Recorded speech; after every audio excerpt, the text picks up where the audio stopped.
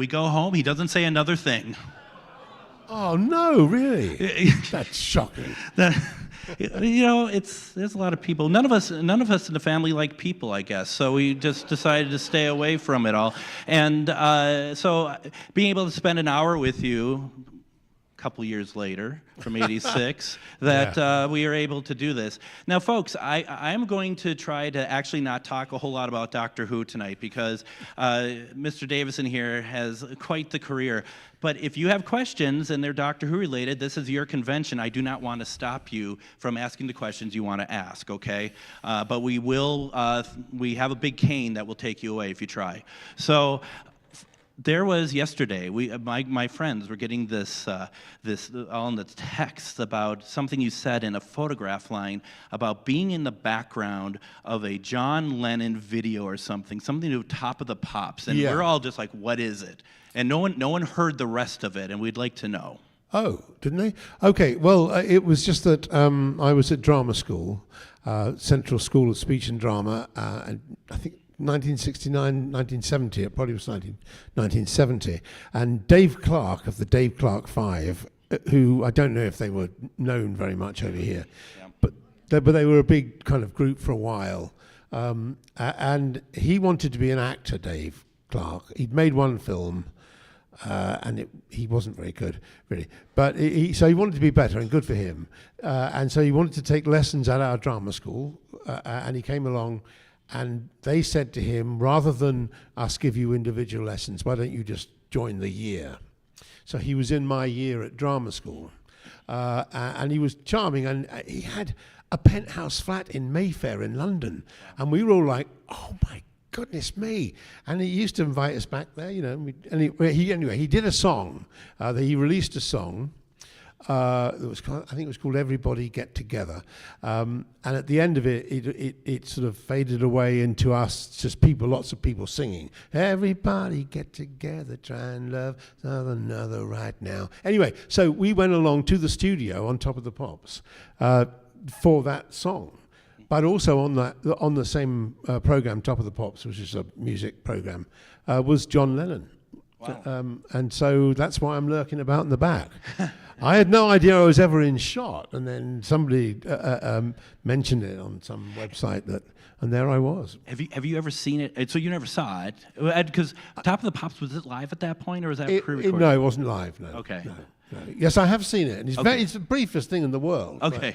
But it is me, and I am there with my long, rather pathetic sideburns, and long hair. Yeah. That's great. That's fantastic. One of the things that I'm sure we talked about all weekend here that I cannot stop but bring up is All Creatures. I mean, it means so much to so many of us in this room. And, I was talking with, I remember back when my sister had a friend over when I was in like 5th grade or something. And she looks at it, and I have PBS was showing Snake Dance. And she looks at it and she goes, oh, that's Tristan. And it was such a wonderful thing of like, this is, that, and I wasn't even watching it really at that point, and there's something so wonderful about it. A couple things I want to ask is, when it came back in Series 4, and our network was showing it, I was so excited, knew All Creatures Great and Small, and then in the credits, there was no Peter Davison. Yeah. And I always was curious if you had just decided that, you still appeared in the series and the rest of the series, but you weren't involved as much. Did you just want to kind of back away from Tristan? No, not at all. What happened was that we made 3 series of it, which took the stories that James Herriot had written up to the war. And we thought then we finished that. We thought that was enough. 3 series, it's been done. We don't want to go on after the war because it would be different. So we stopped, and we all went off and did different things. And I went off and did a couple of different shows, and then I was offered a Doctor Who, and I did that. And then at the end of when I got to my final season of Doctor Who, BBC rang up and said, we'd like to do a one-off special of All Creatures Great and Small, Christmas special. So we all went back for that, initially just one thing, And then they said, it went down so well that we'd like to start making the series again. So I thought I did series 4, or I did, I went back certainly for one full series. And then I was offered another series in the UK, which I really wanted to do because it was a brilliantly written series. It was called A Very Peculiar Practice. And so I went off and did that, and I think I was mentioned in the series. Yes. They'd sent me off tuberculin testing in Ireland, which is what they did when I couldn't be in the show. I was tuberculin testing in Ireland for about 5 years, I think, because the series went on and on and on and on. And when I was available, I would just come back and do it. And so after The Very Peculiar Practice, I was then offered another series called Campion. And so I think I appeared maybe in 1 or 2 episodes of All Creatures that season. And then I had to go off and work on that. And when I finished that, All Creatures was still going. So I went back, I think, for the final season and the final special. Yeah, we'll come back with... So I never withdrew voluntarily from it. It was only that my availability was kind of Which limited. is a good thing. Yeah. It's a great thing. Yeah. I want to point out to folks, if you haven't done so, seek out a series. I don't know if we've talked about this weekend at all, is All Roadsters Great and Small. Was that what it was called over here? I know you your mean it career was better than you do, I guess. No, I think it was called something different in Britain. That's Was why. it really? I think it was called something like Vintage Roads or something like that, but I'm not sure. That's interesting. I didn't know that. It's right. So it was Chris Timothy and I, you mean? Driving around in a yep. Morgan. Yep. Yes. Right. No, it wasn't called like that. I forget the actual title, but that's not a bad title though. And anyway, yeah. That was fun. So for those who don't, anyone ever seen that or know what I'm talking about? It's basically Peter and Christopher Timothy played James Harriet, and you just what it is really watching 2 friends drive around the UK. Yeah, it is. It's amazing. It is. But the best thing about that was they'd given us a Morgan to drive around in, and because I'm bigger than Chris. Yeah. So I had tremendous trouble getting in and out of it because I'm big, and Chris is older than me, so he had tremendous trouble getting out of it because of his age. So every time he had to stop and get out, it would take us about 5 minutes to get out of this car because you've got these are really narrow. I don't know if you've ever been in a Morgan. No. Actually, you wouldn't fit. No. So you literally have to be prized out of it. And actually, the technique we developed, Chris and I, was that we'd have to fall out of it. So you could pull yourself out of it a certain distance, then you'd have to just roll over and fall onto the ground. But I thought it was quite fun. I think they should have kept more of those bits in, but they did. They kept a few bits like that in. But yeah, it was just fun. We were just driving around old roads, and we did one where we went to the All Creatures Great and Small. Yorkshire Dales. And recreated the opening title sequences. That's right, recreated so it was great fun to do. But then COVID hit, basically, so. Is that what ended the I program? think it really was, yeah. Because it was like 2 series, wasn't it? 2 series. Yeah, no, it's if you have a chance to get it, it's just just like All Creatures, it just makes you feel good when you're done watching it. I loved it very much. Good. And did Christopher not know how to read a map? No, he's not the most. He's not really got a sort of male brain in that way. I can do things like that. He doesn't really like driving either. So every time he drove, I was just living in fear. Yeah, so I was kind of doing most of the work in that, but it worked quite well in terms of the banter. It was amazing. It's so good. I love it. Yeah, it was good. And so kind of jumping around, you had mentioned also Campion and another great series where, you do some of the humming and the theme music. And what other theme songs did you do music on? Oh, well, that didn't come over here. So I wrote the theme tune for a children's series called Button Moon. Okay. And I also wrote the theme tune for a series called Mixed Blessings, which was went out in the UK. I don't know, actually, I'm not even sure when it went out. But I don't think either of those made it over here. But but yeah, so I was, the humming was a sort of added thing really, because I was humming along to a well-known tune. But yeah, so I had got the musical bits in really.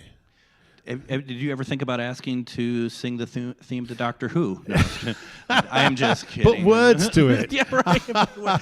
It took 20 years, but there's now words to the theme song. There was an actor in the UK. There is an actor in the UK called Dennis Waterman, who was very successful, but he was quite bold, and he would demand to write the song for the show. Every show he did, he'd say, well, I want to write the song for this. So he would be singing it. I never quite had the courage to do that. I should have done it, really. But, and then he was sent up a bit on this comedy program because, you know, he always used to demand to write the theme tune. I don't think he was best pleased about that. Well, and if you did go that route, you'd have to be writing a lot of theme music. Because you were on a lot of shows. That's true, yes. So it's probably best I didn't do it then, because it's a nice thing. I've always, when I started out as an actor, I was writing these songs, and I really felt like that's what I wanted to do. Mm-hmm. And acting would sort of get in the way a bit. Right. But then people would offer me a job, and so I got distracted. So I still do. I still write these songs. I've got a whole load of songs which I've never done anything with. They just sit on my computer now, and you know, sometimes I'll play them back and try and impress my children, which doesn't impress them at all, sadly. Because I guess music has moved on. I'm probably writing songs, you know, I'm writing songs for the 60s, 70s, and 80s. Right, right. Is that, so that, if you were to go down the music route, that's what you would be doing is be a songwriter? Does that also include singing? That was a kind of ambition. Yeah. I don't know if I was good enough to do that. What I'm saying is that when I started out, I thought, yeah, I can do this. I'm writing all these songs. So, yeah. Dave Clark actually eventually recorded one of my songs as well. Oh, did he? One of his albums, yeah. Which song? It was called Officer McKirk. I used to sing it at conventions, actually, back in the day. They when you did a convention, they would do this thing where on the Saturday night, they would have a cabaret. And this don't get any ideas about this, by the way. Because it was Scott, bring in the band, by the way. It was a pain in the neck. So they would have this cabaret, and then each guest would either sing a song, or they'd read a poem, or they do something. And so I would just get my guitar out and sing this song. So if you look online, put in Peter Davison singing Officer McKirk. I think there's one at Dixie Trek, which is so many years ago now. But I would just go along to various conventions and sing this song, which was a kind of one that the audience could join into. Okay. And it was quite funny, I think. It was quite a funny little song. So that's your homework, everybody. Go and look for Officer McKirk, me singing Officer McKirk at conventions.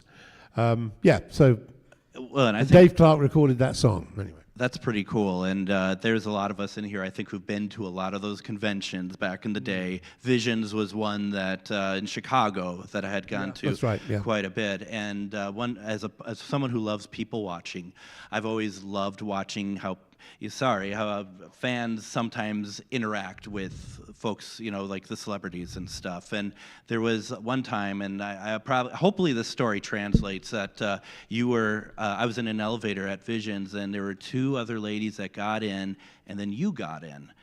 And so I know your life better than you, by the way. And they were talking about you as if you weren't there. They're like, I think that's Peter Davison. Oh, had they not noticed I was there? They were just talking about me. They knew you were there. They're like, is that Peter Davison? Is that Peter Davison? I think it is. And you did this thing. If this is them, you did this thing where you just went up and then walked back and got out of the elevator. It is a weird phenomenon. I mean, I've not been aware of that really. Obviously, that happened, but I've noticed that when people recognize you in the supermarket or something, they will come up to you, and they'll stand with their friend about a meter away, about a yard away from you, and they'll go, I'm sure it's him. It looks just like him. I'm sure it is him. I don't know what they expect me to do. I can hear what they're saying. You know, I'm picking out a box of cornflakes from the thing, and they're going, it is him. I'm sure it is. Shall we ask him? So, and you don't know. I don't know how to respond to that. Yes, it is me.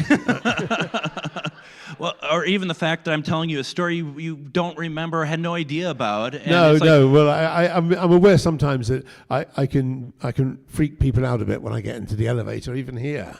You know, the doors will open and I'll step in and they'll go, whoo! Like that.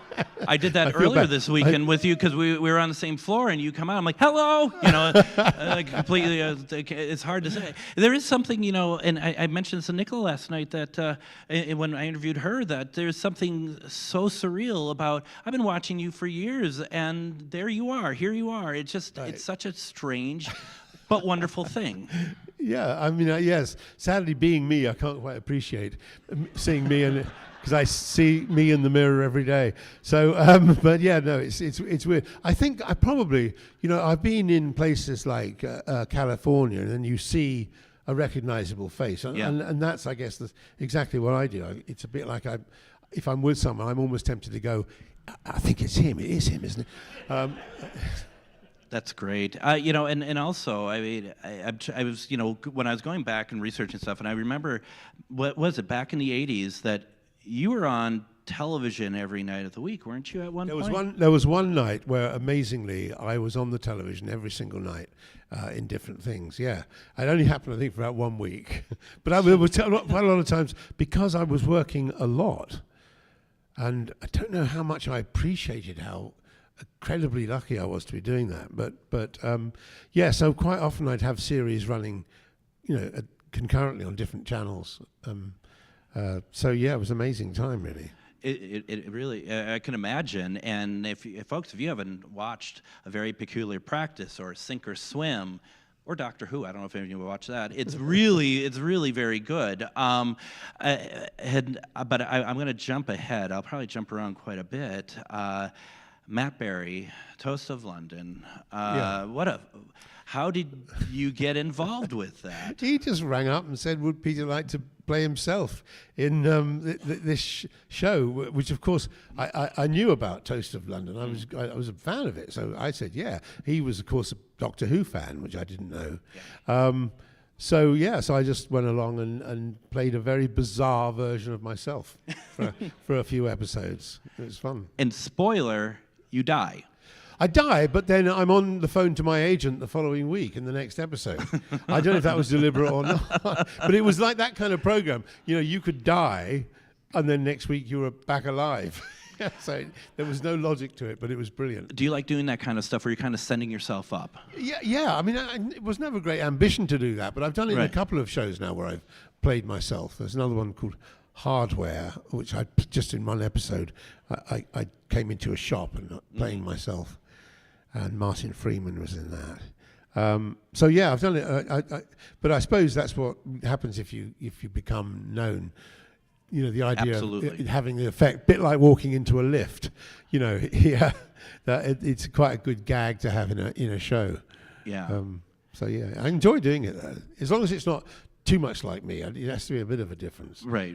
I mean, and I suppose that's the danger of people like thinking the Toast of London Peter Davison is like the real, which it wouldn't be. I kind of developed this like alter ego, which I spoke about with, I think it was Shannon yesterday, I'm not sure, where you know, I did this thing, these couple of short videos when I wasn't available to go to a Doctor Who convention, Gallifrey. Absolutely. And in those two videos, which were the videos that really preceded the Five-ish Doctors reboot, I kind of invented this alter ego of mine, a slightly idiotic version of myself, which is quite fun to do. So I've got that. That's a version of myself which I now use if I'm playing myself. I said this to. I interviewed Colin Slightly before. mad.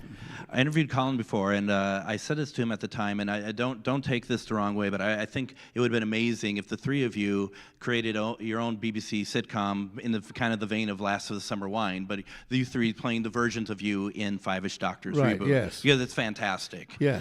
You know, it's just really good. Actually, thinking about it, we could do that now because since the last regeneration of Doctor Who, apparently I'm told now we're all alive. That's true. We could be somewhere. We could be, the three of us could be stuck in an old people's home somewhere. In a secure ward. And we could just spend the whole time trying to get out of it. Because they think we're mad, because we think we were Doctor Who. You know, that's not a bad idea. I love that. That has to be made. You know, I was thinking about, I had seen you in an episode of Marple. I mean, you were in Miss Marple with Joan Hickson, but you're also in Marple, with I forget which, because there was two in that. See, I forget which as well. Yeah, right. Wasn't Julie McKenzie, was it? No, I think it was. Oh, I forget her name. She was in Mulberry. Yeah. And I mean, much more than Mulberry. But you know, that's, to me, that your role in that the episode in the hotel for Marple, that's such a great like character role. As your career progresses, and I've been struggling how to ask the question, because I mean, you're always playing a character, but you played something that looked like you were having a lot of fun with. Is playing as a character, like turning more into a character actor than a lead? Do you see it that way? I've always kind of thought, probably wrongly, of myself as a character actor. I never thought of myself as a. So going back, briefly mentioning Doctor Who, because I know we shouldn't be, but when it's not a law. When John Nathan Turner said, you know, we were discussing me playing the Doctor, and I said, you know, why do you want me to do it? And he said, well, I wanted to have a kind of a character actor.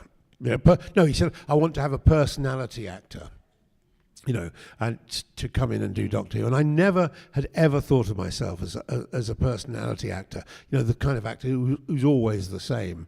But then, of course, because people start liking that character, you're almost drawn into doing that. But when I started out, you know, my first part at drama school, I was playing an 80-year-old man in the third year at drama school. And so I rather liked that idea that I was a character actor, nothing like myself. And then bizarrely, you know, with All Creatures, I ended up playing myself, really, and then went into Doctor Who, and it's like variation of that. So you almost get trapped in they want to see you just being you. So as you get older, it's nice that you get to play slightly more characterful parts, and that's what I'd always seen myself as. Well, and I think a really true form to that is, having watched Doctor Who for a long time and then watching Hitchhiker's Guide to the Galaxy, I would have never known that you were Dish of the Day. Yeah, that was a character, wasn't it? Yeah, totally. Yeah, no, that was good. I loved the radio series of that, so I just was very keen to do something in it. Yeah, and that's the great thing, where you sometimes people get dressed up, they're wearing makeup, you can hear their voice, but you did the whole character. It was fantastic. Yeah, it was. I mentioned yesterday again, if anyone wasn't here, but the character. I was having a trouble thinking of, you know, what voice to use for the Dish of the Day, the Amiglian Major Cow, and then I was working with Dave Prowse in Hitchhikers. He was playing Hot Black Desiato's bodyguard in that episode, and I was just talking to him, and of course he talks in this West Country accent, so I thought, well, I'll just steal that for the Dish of the Day. So I'm doing my impersonation of Dave Prowse in Hitchhikers. Do you, as an actor, especially in UK, where I feel, I mean, I guess it's here in America too, but you have all these regional accents and stuff, and certainly they come, you know, you hear that a lot in All Creatures. Do you do a lot of different accents? There are certain accents which I'm fine with. So I'm fine with Yorkshire, and I'm fine with obviously West Country, obviously London. The trouble comes when there are certain cities in the UK where people are very proud. So I would be very scared of doing a part where I was playing Liverpool or Newcastle. And because they're really hard accents anyway. But if you don't get it 100% right, the whole of Newcastle or Liverpool is sitting there going, that's a terrible accent, he's useless. So I think there are certain accents I'm comfortable with. Yeah. General Northern, Yorkshire, Lancashire I can do fine. Irish, I've never tried Irish actually, but I think I'd probably be okay with that. No, I'm not going to do it now. But there are two, I would say the big no-nos are Newcastle and Liverpool. I would suppose the fear is that people are going to think you're sending it up if you don't get it right. Well, I think it's just they like authenticity. So it's probably, I don't know, where you come from. Nebraska, wasn't it? You said. I'm here in Minnesota. Oh, well, you're right. Yeah. Okay. Well, so if someone doesn't do a really accurate Minnesota accent, and there is a Minnesota accent, isn't there? Certainly a bit further out. Then you're going to be quite critical, I would imagine. There isn't a film that came out that was like that for us, was there? Talk about Fargo. Yeah, exactly. I know, that's what I mean. And my mom always ended the phone conversation with like, "Okie dokie," I mean, what are those accents like? Because the actor, as it went on, obviously you have the original film. Yeah. Which seemed to me, although I don't know, but because it is the accent the Minnesota accent there is a fantastic accent. Yeah. It's really kind of characterful. And all those other actors who come in and do the subsequent series of Fargo, how do they do? I haven't seen the series, I've only seen the film. What do you all think? Are they okay? Do you ever watch it, Fargo, and go, yeah, they haven't got it right?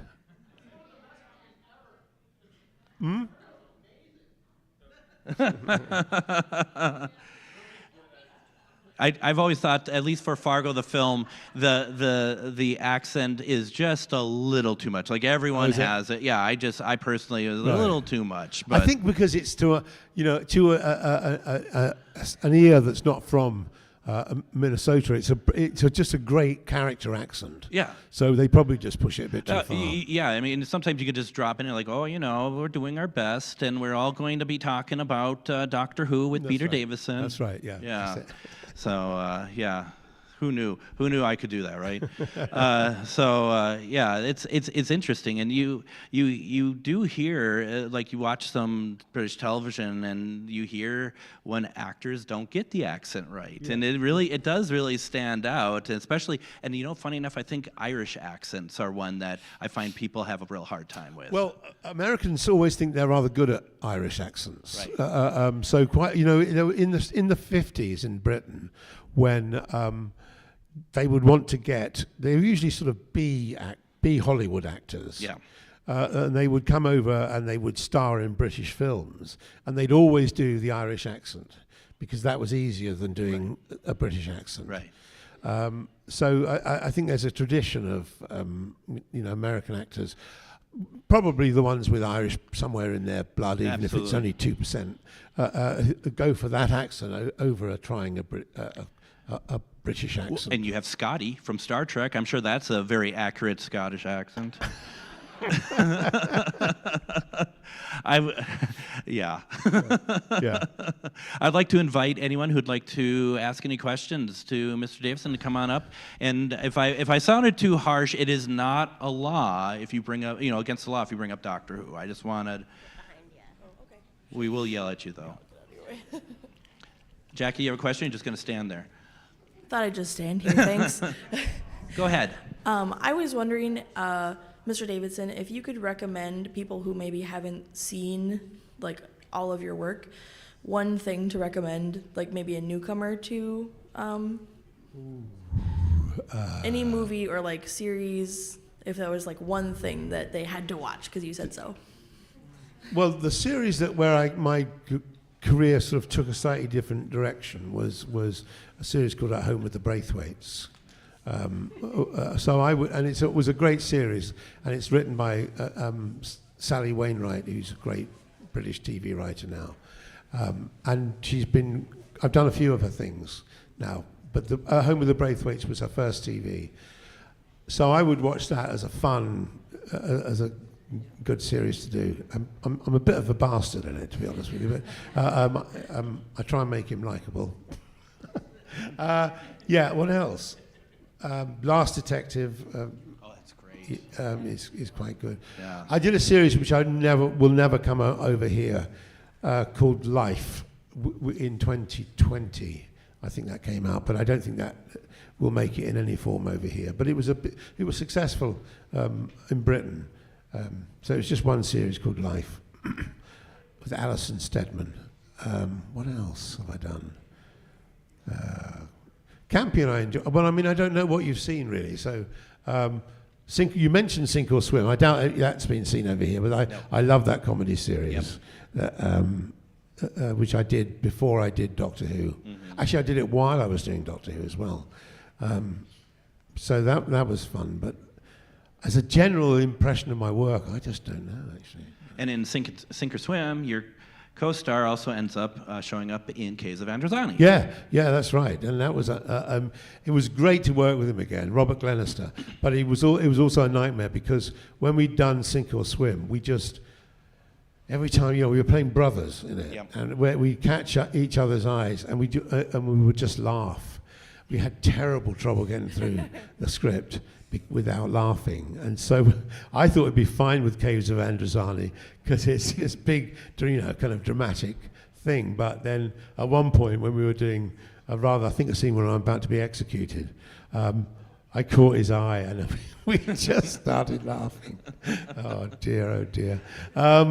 So that was good. So I don't know. Yeah, I mean, I have my favourites. So all I can tell you is my favourites are really a very peculiar practice, Campion, Home with the Braithwaites particularly. Thank you so much. Cheers. Thank you. That's a great question. Okay. Would someone help, please? Okay, I got it. I Thank think. you. Okay. All right. Just curious for theater, like stage theater. Do you have any favorite memories? And then especially like is your allegiance more with television and movies or with theater? Do you know, I like whatever I'm doing. I'm very aware that I want to keep my hand into each of those areas. Well, actually also comedy and straight drama. I've been quite lucky in I've managed to bridge that gap. Some brilliant actors get stuck in comedy, and some brilliant actors get stuck in drama. I've been very fortunate to somehow manage to move between the two. But I'm also aware that I need to do theatre because it's just part of the job. And also, it's very enjoyable.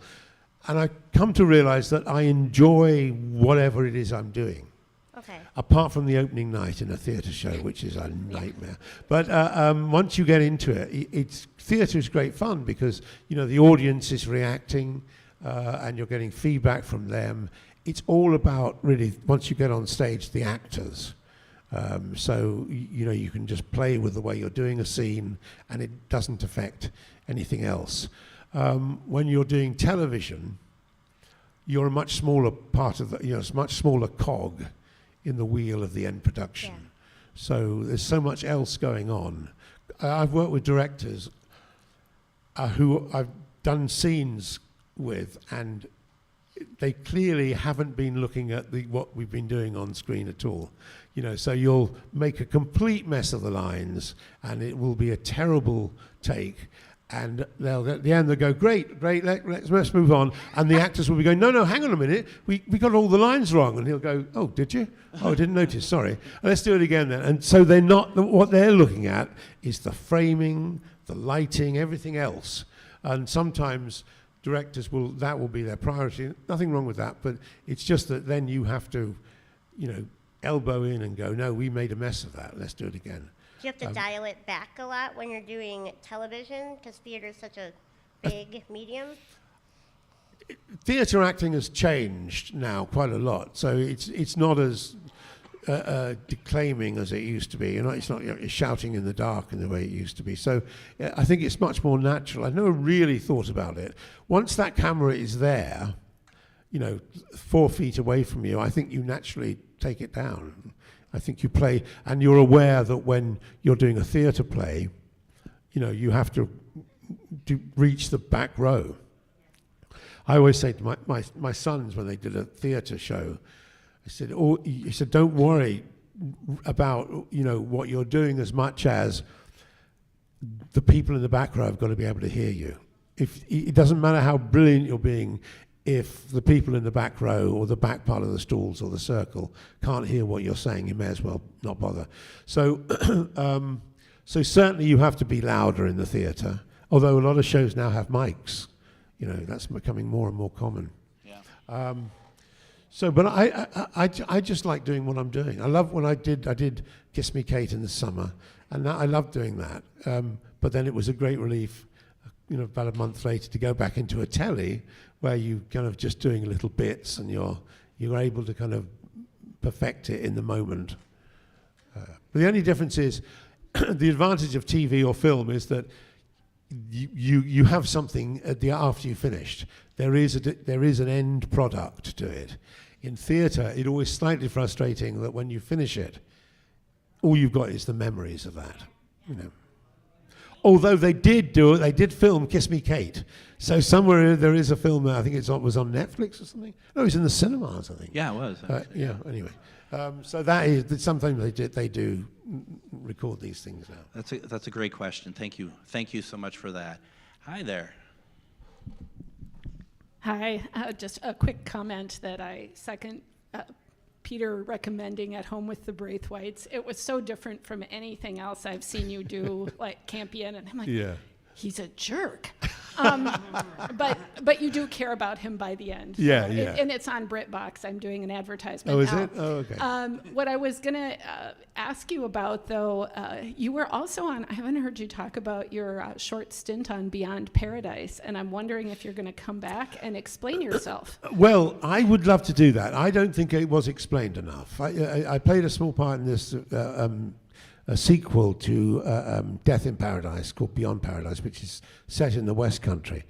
And I was in it with, well, it was the same guy actually who was in Death in Paradise, although many people have done that. And yeah, I was a jerk, and I just disappeared. I started dating, I can't remember what the name of the character was now, but it was Barbara Flynn, of course. Yes. The actress was Barbara Flynn, who I was in Very Peculiar Practice with. But anyway, I was dating her, and I turned out to be married. And then we never see him again. You never see him again. And I said to the producer, and she was kind of agreeing, of course they'll never do it, is I ought to crop up again. Because we're all living down there, I was living down there. And as you say, quite rightly, explain myself. In several episodes. Preferably. A whole series, right? Yeah. Entire series. An entire spin-off series of me explaining myself. I think that'd be good. Before we get to Steve, we got an online question. Thank you. There's a few online. I'll start with this one. I don't personally know what these are, so I'm intrigued. Do you remember, what can you tell us about the making the Arizona solution or Air Zone Solution. the probe films? Okay, all right, briefly, very briefly. When Doctor Who stopped being made, this guy who lived in the Midlands in the UK, Bill Baggs, he decided he was going to make little dramas, and he would use actors who had been in Doctor Who. It wasn't exactly a polished production. Let me put it like that. It was very, very cheap. And so I think I was in a couple of them. And I thought it was one of those things a bit like the Tomorrow People, which I did, which I thought would never see the light of day, really. Because it was just going to be in little DVDs he would sell locally, but then these things have a habit of getting out. So yeah, it was. All I remember about it was there was one bit, I think it was in the Air Zone Solution, where I think Colin was in it, Sylvester was in it, and John Pertwee rang up Bill Baggs and said he was outraged that he wasn't in it, so that they had to write a scene. Completely incongruous scene in which John Pertwee was there. But because we had to film it, we were only filming for a short period of time, he had to come up the next day, and he had this big speech as what, I can't remember. But of course he never had time to learn his lines. And the scene was with me, so I spend my time off camera with an idiot board, basically, under my chin. So, for his shots, so he's just reading off. I think it's over my shoulder, so I think my shoulder's in it, but here I'm holding a big sheet of writing, which John is just reading, and as I'm lifting the board up as he gets. Anyway, that's my one memory of that. I'm not sure if it was good, bad, or indifferent, or anything. No. It was made. We can agree on that, right? It was made. Yeah, okay. yeah. But it was never intended to be part of my my CV. That didn't get you at home with the Braithwaites. No, so you're it saying, okay. really didn't. Is there another one? Yeah. So yes. Tasha. The other question was about the probe films, and then we've talked about it earlier this weekend, but a script for the sequel to the Five-ish Doctors, and you think we could ever get it made? Oh, well, I just mentioned it. I had a guy, I thought, kind of nifty idea for it, but in the end, because people were saying, can you do a sequel to the Five-ish Doctors reboot? And I thought, I can't wait for the 100th anniversary. So anyway, I came up with this idea, and I didn't. They were sort of ideas. I'd written bits of scripts, but I was informed by various people who I sent the script to that I couldn't possibly be made because it was, in some ways, it wasn't of the moment. There were certain elements of the script which I can't go into really, which I thought they were perfectly legitimate, but it was it apparently wouldn't have gone down very well. I've got myself into a mess now because how can I explain this bit? Good luck. It was to do with the fact that. Maybe I should just. This was an idea, right? So basically, what it was, we made this thing secretly. Colin, Sylvester, and I, and all the people who made the Five-ish Doctors reboot, we were all in it. And then we went to the BBC and we said, here it is. And they said we couldn't show it because it wasn't diverse enough, right? So because that's that's now the thing at the moment. So I wanted to write a scene I thought was quite funny. And I think everyone involved would have found it funny too. So we're sitting in a pub, having just got this news, and I say, "I'm really sorry. I've just heard from the BBC. We can't be shown because it's not diverse enough." And we all go, "Oh dear, dear, dear." And so I then say, "Does anyone want a drink?" And they go, "Yeah, I'll have this." So I then start to walk to the bar, and on the way to the bar, I meet every diverse character you could possibly imagine. And so by the time I get to the bar and buy the drinks, it's okay to be shown on the BBC. That was my idea. Loosely, that was the idea of it, you see. So it kind of couldn't conform to the thing. I thought it was a kind of sweet idea. And I don't think it would have been bad at all. But the thing we were talking about the other day was this idea I'd had for the one scene I'd written was me and Billy Piper.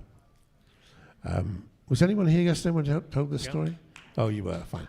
No, it was just that I had this idea because I love the character of Rose, that I would just say, I would call her in for an audition. The idea that I could call Billy Piper in for an audition I thought was quite appealing. And then she'd say, well, what do you want me to do in this thing? And I would just say, well, just stand there, really. Anyway. I probably shouldn't have said that. Natasha, is that all the questions online? Okay. Steve, what you got? Could you please tell us, from your point of view, what happened in 2013 when the BBC decided to do an almost surprise special announcement of Peter Capaldi as the 12th Doctor? Because you were on the show where he was revealed. Yes, that's right. Well, it was kind of weird, really. I mean, I knew obviously who it was, and we had this thing, and we had this big reveal. And it was a bit kind of corny, really, I suppose. A lot of those things at that time were a bit corny, a bit like the 50th, the live thing they had of the 50th. Yeah, that was very corny. And so he was announced, and he's a very reserved chap, really, Peter Capaldi. And so he came on this thing, and I think I'd talked to him before, and he was saying, I just want to do this because I'm a huge fan of Doctor Who. And then I just wanted to be part, and then I'm going to... and I'd heard him talking about how he just would like to then go on and do different things. And having, by that time I was doing Big Finish and whatever. I just remember going on and shaking his hand and saying, you're never going to escape this. That's it. That's it, mate. Although maybe he has. Thank you. Actually. Yeah. I seem to recall who hosted that. I can't remember her name. Is it Zoe Ball? Okay. She nearly gave it away. Early, she almost said his name in it at one point. Oh, I think she did. Yes, Yeah, I think you're yeah. right. Yeah. Yeah. Well, there you I go. think by that time, though, wasn't it? It was pretty heavily rumored who it Yeah, was. it was pretty. Because I know that whenever there's a Doctor Who to be recast, you get the same old names coming up, and you always know it's not going to be them. No, it's not going to be them. And so when you hear the name, I remember when I heard Peter Capaldi's name mentioned as a possible success, I just thought, well, that's him. Yeah. That's who it's going to be, definitely. Absolutely. So you kind of know, unless they're a new face, of course, as with Matt Smith. Totally. Couldn't have guessed that. But. Totally. So we're going to continue getting through questions. Peter has said if we can't get to everyone, he will give you his phone number, and you can call and ask him the question later. Okay, go ahead. So earlier you were talking about how at conventions, like when you run into people in the hallway and how fans like light up when they see you. I was wondering if there was any celebrity or anyone where that would be your reaction. Like who would make you react like that? Oh, almost any celebrity, really. I mean, who was like in the film world particularly, because that seems a bit of a certainly in the past. I don't know about how I would feel now, but yeah, no. Every time I see I once there was a famous comedian in the BBC called Les Dawson, and he did sort of comedy shows, for sort of variety, but he had certain characters he did. Very successful show, and I was rushing into the acting rehearsal room where everyone who worked at the BBC rehearsed. And I rushed into the lift because I was late, and Les Dawson was there. Never met him in my life. And my first reaction was, oh, hi, how are you? And then I thought, oh, God, I don't know I've never met him. And he went, oh, hi, how are you? How you been? And so we had this sudden sort of friendship based on the fact of nothing, because we'd never met each other before in our lives. It was just the fact I was so taken aback when I walked in and saw him. Suddenly, oh my God, it's Les Dawson. And you go, hi, how are you? And so every time we saw each other after that, many times, it was always, hi, how are you? We'd never met, we'd never been introduced or anything. It was extraordinary. So, so I think I'm very, I'm just an ordinary TV watcher. So anyone I haven't met, John Cleese, I was hugely, when I first met John Cleese, because he was part of my, youth, the Monty Python's Flying Circus. So there are a lot of people who would match that. Have you ever felt that way about someone only to find out that they felt that way about you? Yeah, I think I probably have actually. Because you're never aware of it with yourself. Sure. You see. Yeah. You just don't think about it. So I've met sort of like a politician who, I won't name him, but who I thought, I was like, oh my gosh, he's one of our, ministers or prime minister. He was actually a prime minister. And of course, then they go, I've always watched you on the telly. Absolutely. Really? The best one was I once had to travel to America on Concorde. Okay. Wow. Right. Yeah. And because they buggered up the seats, they'd given away my seat on Concorde, and they weren't going to let me on the plane. And then they came back and they said, oh, yeah, you can come on the plane. We found a seat, but you'll have to sit in the cockpit for the entire flight. I said, oh, okay.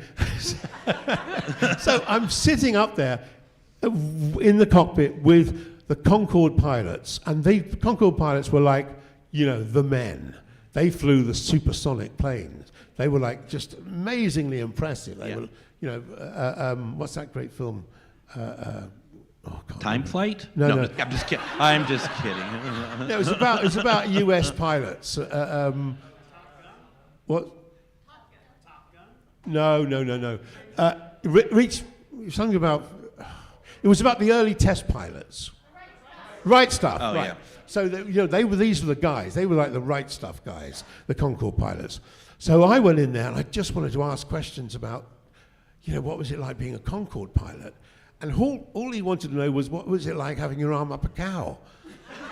And it was like the most bizarre thing. I just kept wanting to change this conversation back to flying Concorde. I wasn't sure if that question was off limits or not. I wish I would have asked earlier. All right, I would like. Thank you. Thank you. I'd like to make sure we try to get everyone in, and I'll stop talking. Go ahead. I've got 2 questions. Or one. Well, Go ahead. Just. my 8-year-old would like to know what your favorite Doctor Who story was. My favorite Doctor Who story in the end, I think, was Caves of Androzani, with the caveat that you missed out the last 30 seconds when I turned into Colin Baker. I've actually said that in front of Colin, don't worry. But I thought it was a lovely story because several reasons. It was a Robert Holmes story. He was a classic Doctor Who writer. It was directed in a very different way than other Doctor Who stories had been. I think it had a pace to it, and the cast was brilliant. But so I think that's my favourite story. It felt like I'd gone out with a good story, as I say, apart from the last 30 seconds. But apart from that, Earth Shock I liked as well, because of the fact that I'd always been rather fond of Cybermen. And it was a big surprise when the Cybermen turned up at the end of episode 1. And no one knew about it. And so I thought that worked very well. So my second question is, we saw you in Kiss Me Kate in the theaters last month. You did? Yes. Oh, wow, okay. So on those days when you're shooting, do you act differently when the cameras are there, or is it the same, or how does your acting change? I have not seen the filming of this. So was it all right? Was it good? It was good, yes. Good. Do you mean when the cameras aren't there in the theatre, do we act the same? Yeah. Oh, yeah, no, absolutely the same, yeah. Well, we've got an audience there, so we're doing it for the audience as well as they're filming it. It's not filmed without the audience. It's filmed with the audience. So, yeah, it's exactly what you see as what you would have got in the theatre. Thank you. Hopefully. Great questions. Thank you. We have an online question. We have 5 minutes left. Memories of filming the 1999 Doctor Who night sketch when kidnapped by Mark Gatiss. Oh, goodness me. Well, again, Mark, funnily enough, Mark was there when we were filming the Air Zone solution. Mark Gatiss was, I think, the script editor on that, I think. He was certainly there when we were filming it. And so I'd known him quite some time, and I'd watched his comedy stuff that he used to do in the comedy clubs around London. So when they then got the TV series, actually I think it might have been before the TV series, but he just rang me up one day and said, "Oh, would you be in this sketch about Doctor Who? It was Doctor Who night or something, I think." And I said yes, without ever reading the script. But I kind of like that kind of bizarre side of the bizarre humor that it had, really. I was absolutely fine with it. It was a bit wacky, wasn't it? But I enjoyed it immensely. I just imagine you lot kidnapping me and putting That's great. What's your question?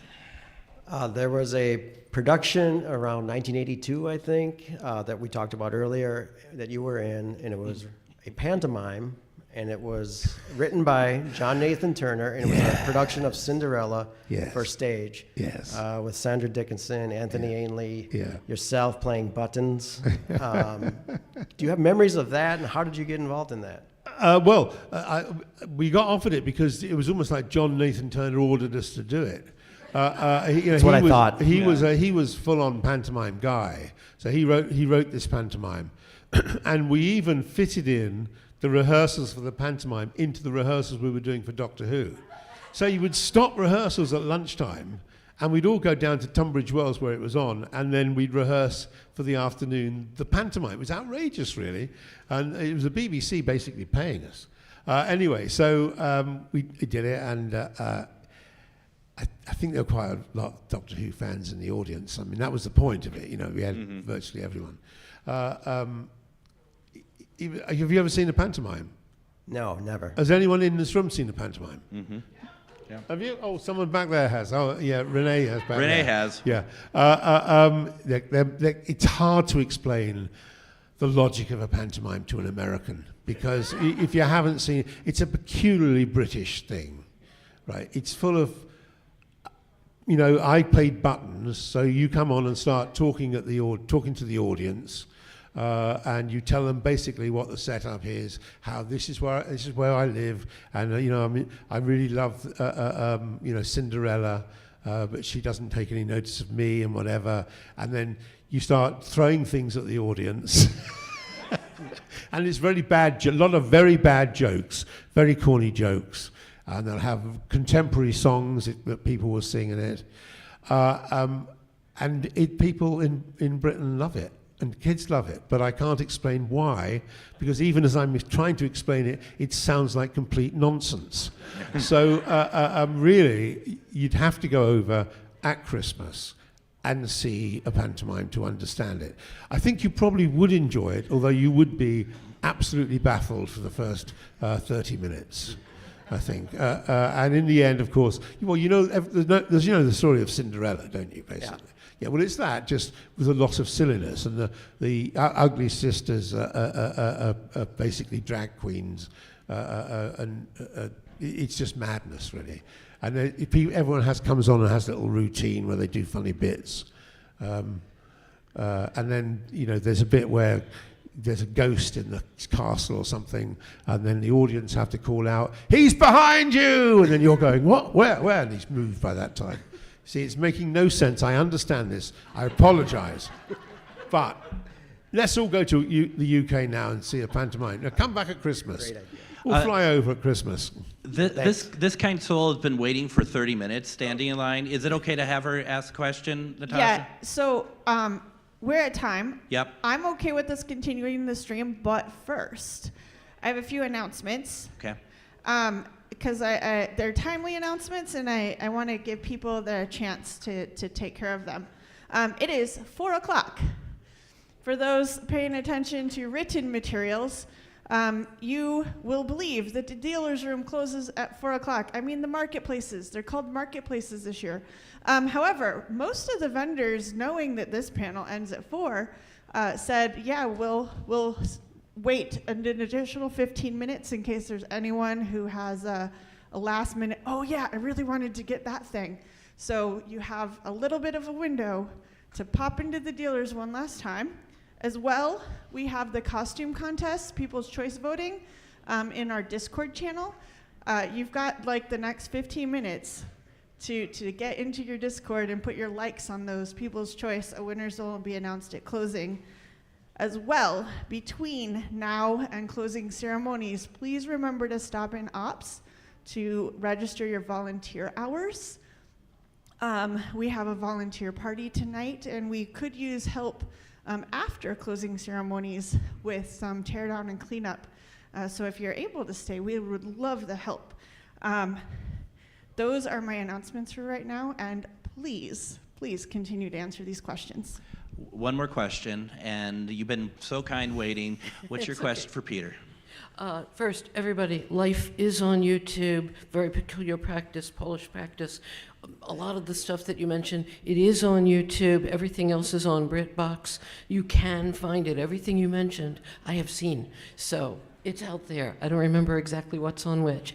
The question is, please tell us about the upcoming Sally Wainwright thing. And did you say the other day that you were only a cameo in it? Not that I wouldn't watch it for that. Sally Wainwright. Yeah. Yeah. The Riot Women. Yeah, Riot Women. Yes. It's a new series about 4, maybe 5 middle-aged women who decide to start a rock band. Or it comes about by accident, really. They're trying to raise money for charity, and they start playing this rock music, and it goes down really well. And I just play another unpleasant character. But you're not. Who ends up getting punched in the face. Yeah. By one of the. I'll turn aside. But are you a cameo, or are you in like every episode or a few episodes? I think I'm in I think I'm in 2 episodes. Oh, now, good. I think I'm hoping, because it's very good, because Sally's just brilliant.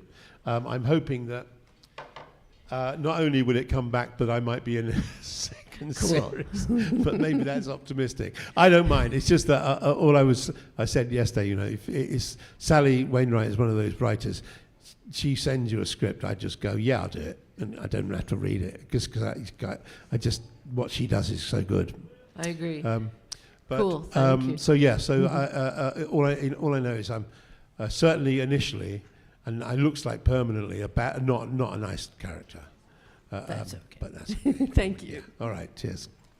Are we okay with one more? Just Ed, go ahead. If I'd love to have. Okay, the last question I have. Oops. Yep. And then we're gonna shut it down after this. Okay, the last question is, are there any specific characters or general character types that you haven't played yet that you would really love to play? Well, older. No, I mean, I think I can't be hoping to run around a lot, with, being chased by Daleks anymore. But I just like parts that I can identify with, or at least find some empathy with. And I quite like, the series I referred to, Life, which is I did in 2020, where I'm not a nice person really. But I wanted to do that part because I wanted to find a point where I could bring some empathy to the character. You could understand why he was like he was. And I find those parts now as I get older quite interesting. So you don't want to make it just play a bad person. So even when I was saying in Riot Women, I'm just kind of being facetious really and saying, he's not a nice person. Well, somewhere in there is I believe in everyone a nice person struggling to get out. Let's set aside the evil side.